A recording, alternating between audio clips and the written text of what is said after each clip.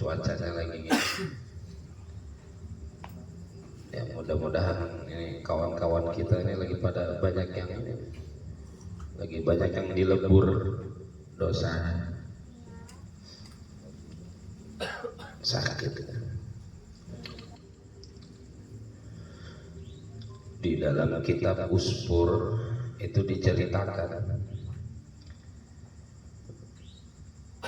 manfaat atau keunggulan la ilaha illallah. Makanya kayaknya kayak remeh sih ya ucapan la ilaha illallah. Padahal kalau kita bacanya bil hudur, artinya bisa menghadirkan hati, itu sebenarnya la ilaha illallah itu bisa jadi obat dan juga bisa jadi semuanya.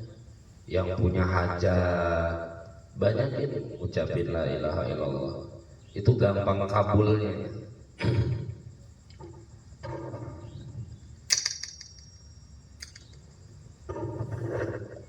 Di kitab Uspur itu diceritain sampai manfaat la ilaha illallah itu.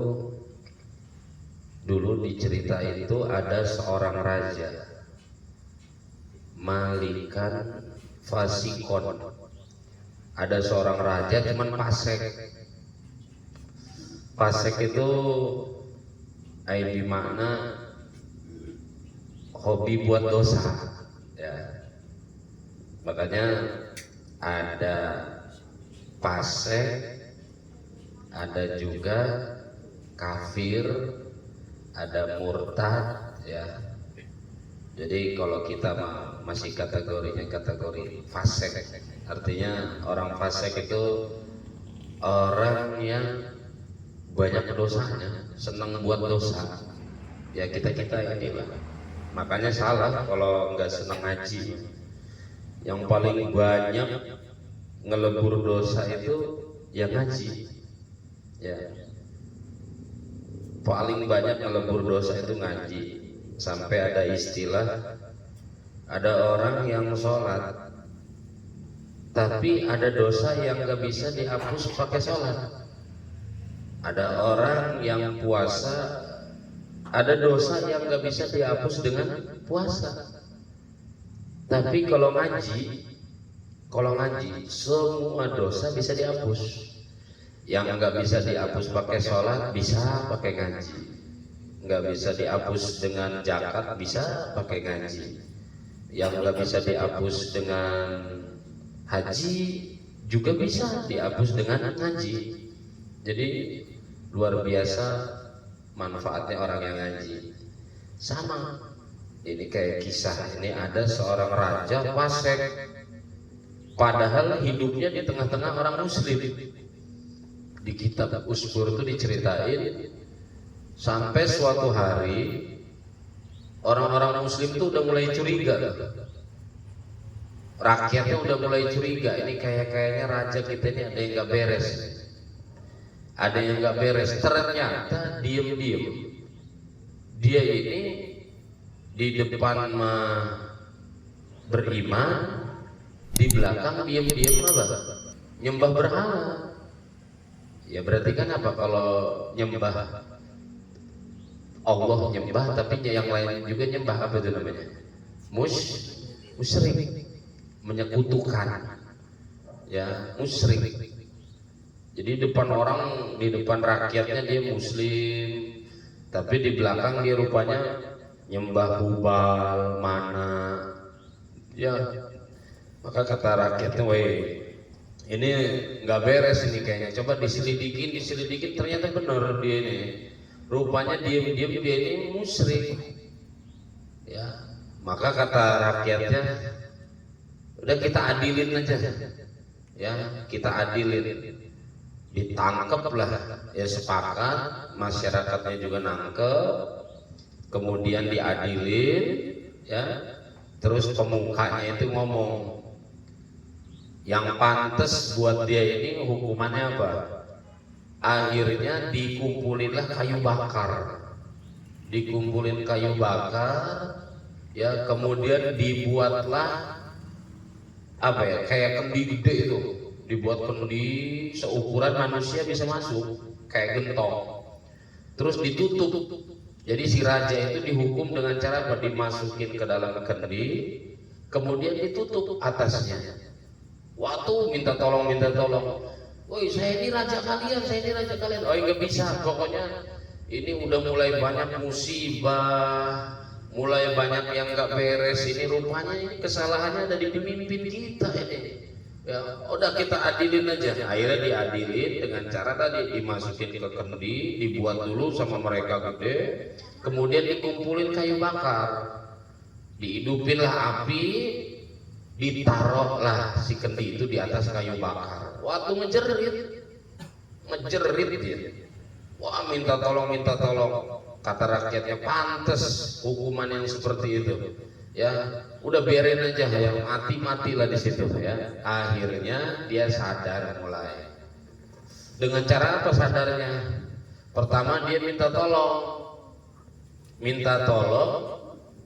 ke Tuhan yang selama ini dia sembah. Minta tolong dia sama Lata.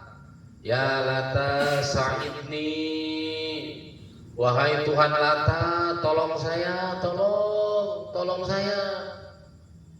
Apa yang terjadi? Tambah panas apinya, karena kan dimasukin lagi kayu. Karena harapan rakyatnya si raja ini harus mati dihukum. Ya, wah kata dia, mungkin minta sama yang Tuhan lainnya. Ya, minta sama yang besar, namanya Hubal. Ya, dia minta, ya Hubal, Sa'idni anta akbar. Ya, tolong saya, engkau kan Tuhan yang besar. Ya karena kan Lata mungkin di bawah Hubal, minta sekalian sama Tuhan yang gede namanya Hubal, enggak juga ngerespon. Udah mulai dia pasrah. Ternyata selama ini dia salah. Sampai dia ngomong begini, kalian selama ini saya sembah tiap hari, saya bersihin tiap hari, ya bahkan saya rawat tiap hari. Mana jasa kalian? Mana jasanya? Enggak mau balas jasa. Cobalah tolong saya ini, tolong saya. Ya akhirnya enggak sama sekali. Ya aneh namanya patung ya. Jadi kembali lagi, ya patung enggak bisa ngapa-ngapain. Akhirnya dia ngomong, kalian ini enggak mau nolong saya, padahal saya sebelumnya nyembah Allah. Tapi saya lebih percaya kepada kalian, ternyata kalian ini nggak mau nolong saya. Nangis dia, ngerasa dihianatin. Kalian ini udah berkhianat, nggak mau nolong saya. Akhirnya ada hidayah di situ, ya. Ada hidayah, udah mulai pasrah, udahlah kata dia matilah saya. Biasa ya, biasa kayak kita juga sama. Dikasih wiridan. Lagi lapang biasanya wiridannya itu kurang tajam ya. Coba kata gurunya nih, kalau rezeki mau nomplok, rezeki mau lancar, baca ya Fatah, ya Rozak, ya Kafi, ya Goni, ya Fatah, ya Rozak. Itu kan wiridan ini tuh, wiridan supaya rezeki ngalir terus. Atau biasa yang dulu pernah saya kasih tuh apa? Al-Karimul Wahhab Zutaul, Al-Karimul Wahhab Zutaul. Apalagi bacanya lagi banyak-banyaknya duit itu. Lagi duitnya banyak, rezekinya lagi aman. Baca itu seakan-akan bagi kita apa? Enggak respect, enggak ngepek. Ya karena posisi lagi lapang. Coba kalau udah sempit, utang udah mulai di mana-mana, posisi sudah mulai terdesak, itu baca ya Fatah, ya Razak, ya Kafi, ya Goni, itu akan bergeser, pasti beda. Ketika lagi lapang baca ya Fatah, ya Razak sambil cengar-cengir, ya Fatah, ya Razak, ya Kafi, ya Goni, ya karena nuansa minta rezeki pada posisi atau di saat rezeki lagi banyak. Nanti ketika udah rezeki sempit, mulai menipis, bahkan udah mulai mencekek, begitu baca ya Fatah, ya Rozak, ya Kafi, ya Goni, sambil nangis itu kan, karena udah benar-benar ya, istilahnya udah benar-benar apa? Udah benar-benar butuh. Salah nggak ya kayak gitu? Salah nggak? Nggak salah. Justru ya memang sudah sunatullah begitu. Sama kayak si raja ini.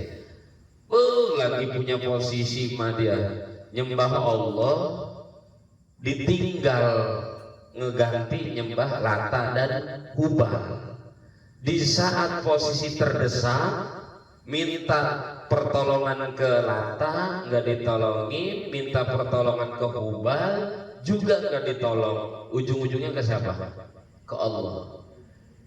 Dia minta tolong. Ya sudahlah kalau gitu, saya minta ke kalian pertolongan Lata nggak nolong, yang lebih besar Hubal juga nggak nolong. Sudahlah, rasa-rasanya saya harus kembali ke Tuhan yang selama ini memberikan saya posisi enak, ke Tuhan yang selama ini memberikan saya hidup enak. Siapa? Allah. Akhirnya dia ngomong apa? La ilaha illallah, la ilaha illallah, la ilaha illallah. Baru dia ngomong la ilaha illallah 3 kali. Itu apa yang terjadi? Posisi apa langit itu tiba-tiba mendung. Begitu mendung, maka otomatis masyarakat yang lagi ngebakar itu bubar. Woi bubar, hujan bubar. Begitu mereka teduh ngelihat dari kejauhan sambil berteduh, itu kendi tiba-tiba apa? Datang angin besar. Datang angin. Bus. Ya. Apa yang terjadi? Kendinya dibawa terbang. Ya. Dibawa terbang itu kendi kemana? Ke tempat yang nggak tahu itu ada di mana. Dibawa terbang. Sampai masyarakat pada bingung, "Oi, kendinya kemana itu? Terbang." Ya mereka udah memperkirakan ya raja itu pasti udah mati.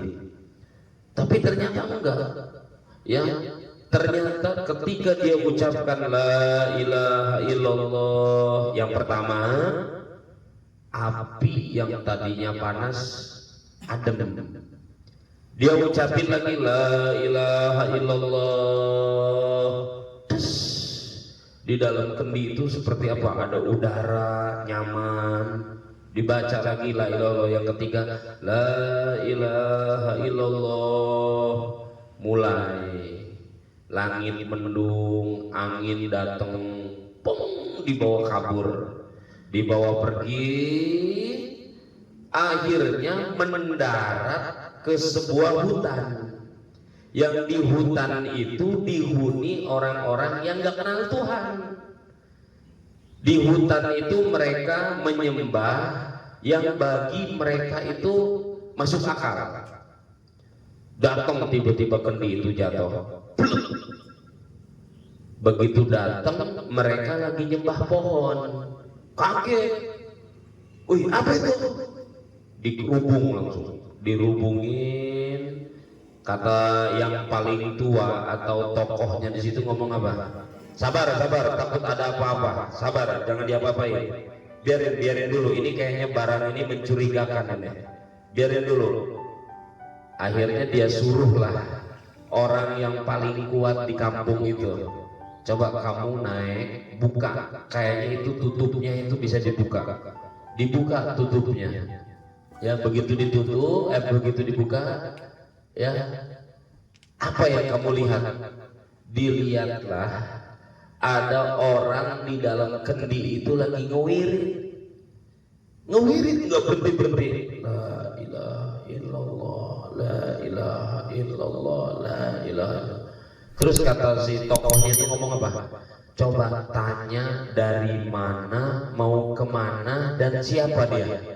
Ditanya, Mang. La ilaha illallah. Begitu nengok, ada orang. Siapa kamu? Saya adalah seorang raja yang sedang dihukum oleh rakyat saya. Dari mana?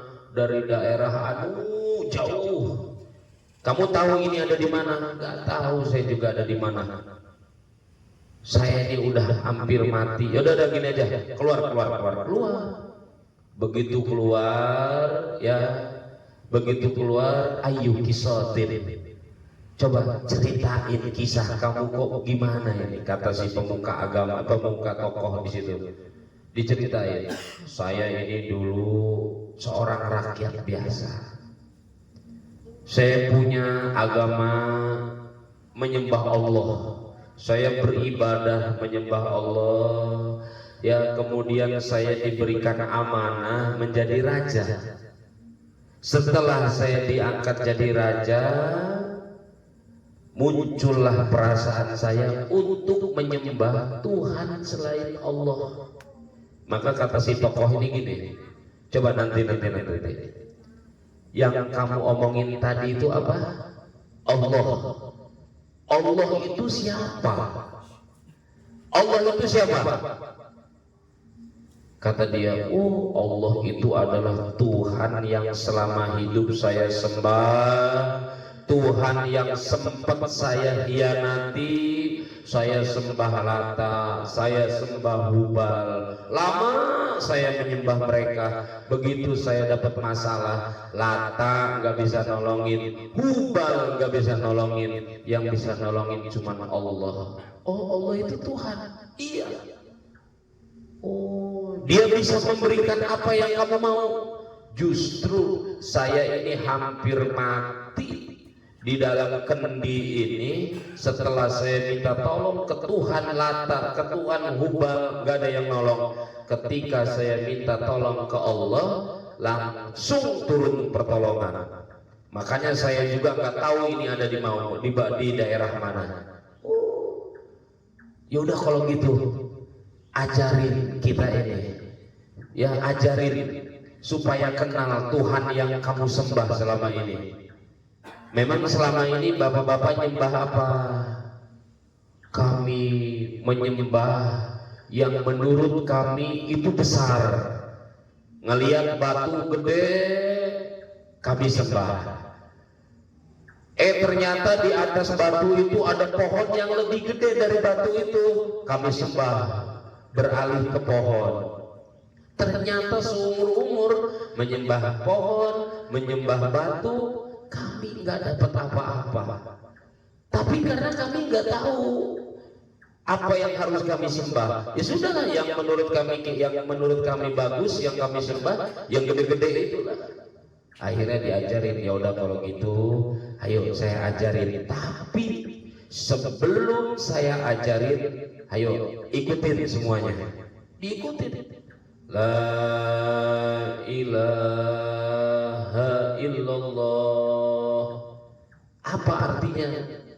Tidak ada Tuhan yang maujud wajib disembah kecuali Allah. Awalnya rakyatnya nolak, sampai ada yang ngomong, awas kalau nanti kita sembah, kita pindah menyembah Tuhan yang diajarin Bapak ini, takut nanti ada bencana, takut nanti ada ini dan ada itu. Apa kata tokohnya ini ngomong? Sudah, ikutin aja, ikutin aja, ikutin. La ilaha illallah. Begitu mereka baca la ilaha illallah, mulai kayak ngerasa beda. Nah, maka singkat cerita di dalam kitab Usburiyah dijelaskan, ketika mereka membaca la ilaha illallah, udah mulai ngerasa ada respon, hatinya adem, pembawaannya tenang. Mulai kata tokoh itu ngomong apa? Pak, mulai saat ini jadilah orang yang mengajarkan kami di sini, dan udah tinggal di sini aja. Tinggal di sini aja. Nah, itu barokah dari mengucapkan la ilaha illallah. Ya cuman karena kita makan cuman sebatas di lidah. La ilaha illallah. Atau kadang-kala maaf, enggak menganggap sedikit pun istimewa la ilaha illallah. Mas, apa sih wiridan yang bagus? Wih, saya ini ampun. Ya pokoknya masalah itu banyak terus. Ya udah baca aja la ilaha illallah. Itu mah tiap tahlilan guys saya baca. Buktinya ada manfaat baca la ilaha illallah. Walaupun katanya itu mah tiap tahlilan guys saya baca. Buktinya langsung dapat manfaat. Apa manfaatnya? Pulang bawa besek, hadir di situ boleh makan kue. Itu manfaat dari apa? La ilaha illallah. Belum lagi makna secara batin, secara zahir perut kenyang, Allah kasih rezeki. Dasar tadi kita ini manusia yang selalu menganggap rezeki itu berupa duit, dan kita anggap nikmat itu besar kalau kita nggak ketemu susah. Asal hidup lagi susah pasti enak orang mah. Iya kata kita. Coba sekali-kali kalau kita lagi ngomong enak ya orang mah, tunjuk orangnya yang mana. Tuh misal kayak dia tuh, samperin dia, samperin. Mau ngapain nyamperin? Tanya. Enak ya kamu mah. Pasti jawabannya apa? Lu yang enak mah. Tuh, ujung-ujungnya hidup ini nggak ada ya. Kenapa? Karena merasa susah di diri sendiri dan merasa enak di orang lain. Sekali-kali sih hidup itu kepedean gitu, tahu nggak kepedean? Nih saya yang enak mah jarang kita itu nemuin orang yang apa? Yang enak itu saya. Kasihan tuh orang-orang itu tuh. Coba sekali-kali supaya apa? La dan nakum, supaya kenikmatan ditambah. Kok emang kenikmatan ditambah? Apa memang sebabnya? Lah in syakartum, kalau bersyukur pasti ditambah nikmatnya. Kalau kufur diputus nikmatnya, plus inna azabi lasyadid. Udah nikmatnya diputus, dikasih azab pula. Itu ya yang kita khawatirkan. Nah, itu ya. Jadi itu sedikit kisah bahwasanya kalau kita resapi, kalau kita asah terus la ilaha illallah itu bukan aja memberikan manfaat yang kecil, manfaat yang besar. Sampai-sampai manfaat yang paling besar la ilaha illallah itu apa? Kalau kita sanggup mengucapkannya di akhir hayat. Apa hadiahnya? Dakhalal jannah. Barang siapa yang di akhir hayatnya mengucapkan la ilaha illallah, dakhalal jannah. Walaupun kata Nabi apa? Walaupun semasa hidupnya pernah berbuat zina, pernah melakukan pencurian. Artinya gini, walaupun selama hidupnya berbuat dosa, bergelimbang dosa, asal di akhir hayatnya Allah berikan hadiah yang terbesar, yaitu bisa mengucapkan la ilaha illallah, maka jaminannya adalah dakhalal jannah, masuk surga. Waktu di zaman Nabi Nuh ada yang besar itu siapa? Aus bin Unuk. Ya, udah memang di zaman Nabi Nuh mah gede-gede orangnya. Ada orang yang tinggi luar biasa, raksasa lah kita sebut di zaman Nabi Nuh itu, namanya Aus bin Unuk. Termasuk orang yang punya andil ngebantu Nabi Nuh buat kapal, dibantu Aus bin Unuk. Karena kan awalnya Nabi Nuh itu kan bingung mau dibuat tapi nggak masuk akal, nggak dibuat perintah Allah. Kenapa mau dibuat nggak masuk akal? Masa buat kapal di atas gunung, nggak masuk akal. Tapi mau ditolak perintah Allah. Ya cuman masalahnya kalau dari atas ke bawah enak ngegelundung, tebang pohon kayunya digelundungin. Lah ini masalahnya apa? Ngambil pohonnya di bawah, gotong ke atas. Waktu kata Nabi Nuh, ini mah bakalan jempel. Pada mau enggak umat saya ini? Maka mulai kepikiran siapa? Oh iya, minta tolong sama Aus bin Unuk. Siapa Aus bin Unuk ini? Ya Aus bin Unuk ini punya kisah. Kisah Aus bin Unuk itu ceritanya kalau dia itu lapar, dia itu nyari pantai, ya terus yang nggak jauh dari pantai itu ada gunung. Jadi dia cukup duduk di atas gunung, tangannya sambil ngeraba-raba laut. Tuh nyari apa? Ikan. Nyari ikan. Mana yang paling gede? Taruhlah yang menurut kita paling gede apa? Paus. Diambil, des. Dimakan mentah nggak? Enggak. Dipanggang dulu. Di mana panggangnya? Cukup giniin doang nih ke arah matahari. Dipanggang, diputer. Yang ini udah matang, dibalik lagi, diputer, makan. Selesai, ke darat lagi. Gitu aja Aus bin Unuk. Maka kata Nabi Nuh, waduh, ini mah repot nih. Kalau dia sampai nolong minta makan gimana? Akhirnya Nabi Nuh nyuruh utusan tanya Aus bin Unuk bisa nggak nolong.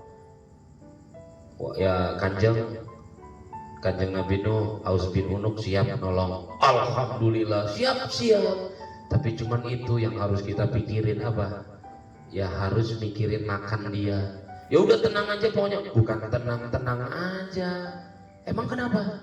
Dia ngomong sehari itu bisa menghabiskan beberapa bakul. Peribahasa kita gini, kalau ini bisa kita makan satu kampung, kalau Aus bin Unuk cuman sendirian. Kata Nabi Nuh, waduh gimana? Minta petunjuk ke Allah, dapat perintah apa? Dapat petunjuk dari Allah. Udah jalan-jalanin aja. Nanti kasih makan Aus bin Unuk. Ya, lah cara makannya gimana? Wong apa porsi satu kampung buat makan sendiri. Lah kasihan berarti orang kampung gak ikut makan. Ya udah ajarin aja dia apa supaya kalau mau makan baca Bismillah. Ya udah oke kalau gitu. Udah Aus bin Unuk ya ada apa Nuh? Tolong saya ya. Ya udah pokoknya udah ngerti saya udah disuruh ini. Ya udah mana ininya mau saya tolong apa? Udah dibawa sama dia. Waktu kecil Aus bin Unuk mau raksasa taruh di atas ambil di bawah taruh di atas. Begitu selesai dia ngomong tugas selesai jatah makan saya mana? Kata Nabi Nuh ayo kita makan ramean.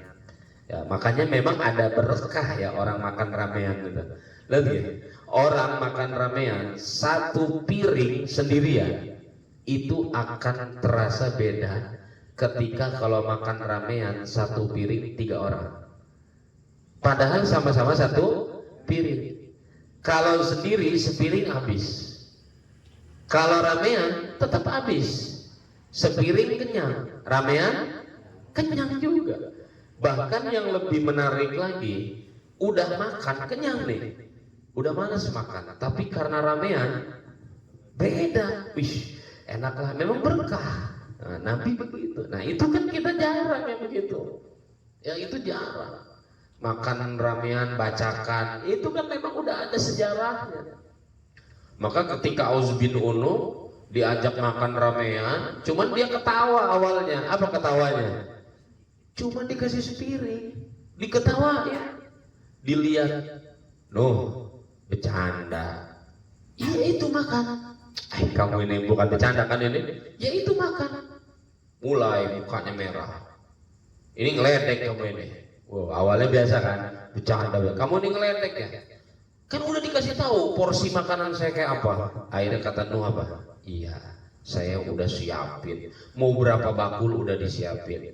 Coba makanlah dulu yang ada. Ya udah nanti kalau kurang siap ya. Udah banyak persiapan. Apa kata Nabi Nuh? Ayo dimakan. Begitu dimakan, sabar dulu. Apalagi? Coba ikutin saya. Ikutin. Bismillahirrahmanirrahim. Bismillahirrahmanirrahim. Diambil. Kenyang dia. Apa kata Nabi Nuh? Ayo habisin. Itu masih banyak kok. Itu masih banyak. Oh udah. Aduh kenyang. Kekenyangan. Barokah. Bismillahirrahmanirrahim. Tapi aneh loh. Aus bin Unuk baca Bismillah. Kenyang. Aus bin Unuk. Kita Bismillah sampai Al-Fatihah juga kayaknya payah amat ya kenyangnya.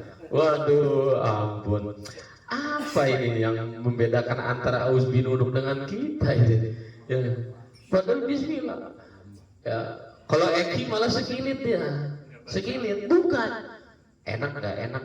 Wah kurang enak. Bismillah aja lah. Bismillah. Biar cepat kenyang. Tapi kalau umpama rendang, sambal terasi, jangan dulu ya Bismillahnya nanti. Kalau udah tinggal sesuap baca Bismillah. Ya, ampun ya. Karena kan orang yang nggak Bismillah itu apa ditemenin setan. Jadi kita makan rendang nggak baca Bismillah, setan ikut makan rendang. Kita makan sambal terasi pedas nggak baca Bismillah, setan ikut makan. Makanya kan pedesan tuh. Nah, makanya cobalah pas minumnya kita baca Bismillah. Jadi kita hilang pedesnya. Nah kan gitu ya, sekali-kali lah ngeprank setan. Kata setan, aduh ampun ya. Kalau kita kan biasa kalau marah ya, setan doangan. Kalau setan marah gimana ya? Kalau kita kan marah ya, setan doangan kan gitu. Lah kalau setan gimana ya? Setan doangan. Lah dia setan, masa nyetan-nyetanin setan ya? Gitu ya. Tuh ya, jadi aus bin unuk ngolong. Ya, aus bin unuk tuh luar biasa. Jadi manusia-manusia bahasa kita meraksasa itu udah ada ya. Secara fisik ada, secara otot ada. Di zaman Bani Israel ya, di zaman Nabi Nuh secara fisik raksasa. Ya, di zaman Bani Israel dia fisik enggak, tapi ototnya kayak raksasa. Siapa? Sam'un al-Ghaz ya. Itu tenaganya kayak raksasa deh. Ya, yang Allah berikan kelebihan, yang Allah berikan keramatnya itu ada di bulunya atau di rambut-rambutnya. Gitu ya. Wallahu a'lam bishawab. A'udzu billahi minasyaitonir rajim. Bismillahirrahmanirrahim. Ya Hayyu ya Qayyum ya Hanan ya Manan ya Badi'us samawati wal ardi dzal jalali wal ikram. Allahumma shalli ala sayyidina Muhammadin fil awwalin. Allahumma shalli ala sayyidina Muhammadin fil akhirin wa barik wa sallim wa radiyallahu ta'ala an kulli sahabati Rasulillahi ajma'in. Amin. Alhamdulillahi rabbil alamin. Hamdan yu'afini amawi kafi umazidah. Ya Rabbana lakal hamdu kama yanbaghi li jalal wajhikal karim wa 'azimi sultanik. Allahumma shalli ala sayyidina Muhammad wa ala ali sayyidina Muhammad salatan taftahu lana bi abwabil khair wa taysir wa taghlaqu bin abwabil syarri wa tansir wa takunu lana biha waliya wa nasir ya ni'mal maula wa ni'man nasir. Allahumma ighfir lana dzunubana wa liwalidina warhamhuma kama rabbayana shaghira walil mu'minina wal mu'minat wal muslimin wal muslimat al ahya'i minhum wal amwat. Allahumma arzuqna izzan wa syaraban waj'alna mu'minan sholihan. Allahumma ja'alna wa auladina wa dzurriyyatina wa talamidina wa asatidatina wa masyayikhina wa ahlina min ahlil ilmi wa ahlil khair wa la taj'alna wa iyyahum min ahli su'i wad dhair. Rabbana hab lana min azwajina wa dhurriyyatina qurrata a'yun waj'alna lil muttaqina imama. Rabbi ij'alni muqimas sholati wa min dhurriyyati rabbana wa taqabbal du'a. Rabbana atina fid dunya hasanah wa fil akhirati hasanah wa qina adzabannar. Wa sallallahu ala sayyidina Muhammadin nabiyil ummi wa ala alihi wa sallam. Subhana rabbika rabbil izzati amma yasifun wa salamun alal mursalin walhamdulillahi rabbil alamin.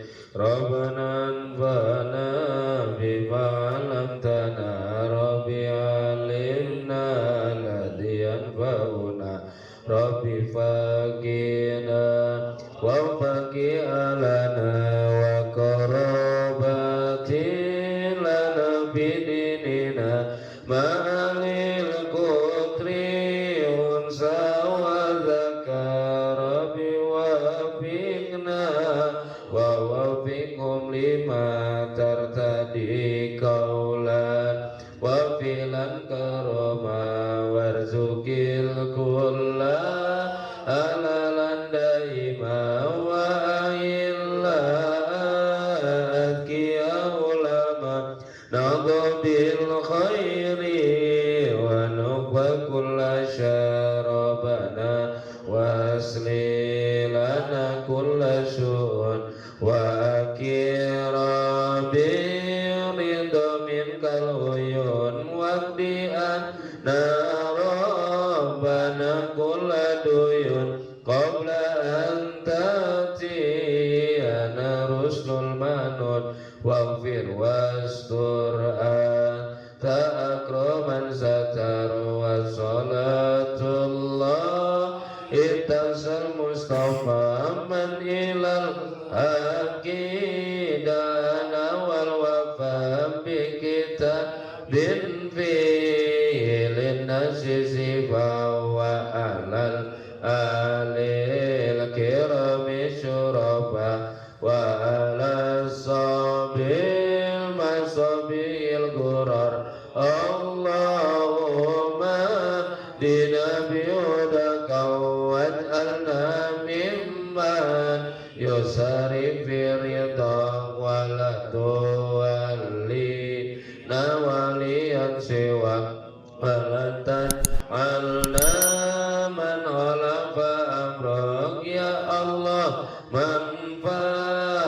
tingkatkan ilmu kami ya Allah, tambah ilmu yang manfaat ya Allah, bukakanlah paham kami, keluarga dan kerabat kami dan semuanya, laki perempuan ya Allah, beri taufik pada kami, ucapan pekerjaan yang mulia, berilah rizki yang halal semua, jadikan kami ulama yang takwa, raih kebaikan, tolak keburukan ya Allah, islahkanlah tingkah kami dan hati kami, ridha kepadamu ya Allah,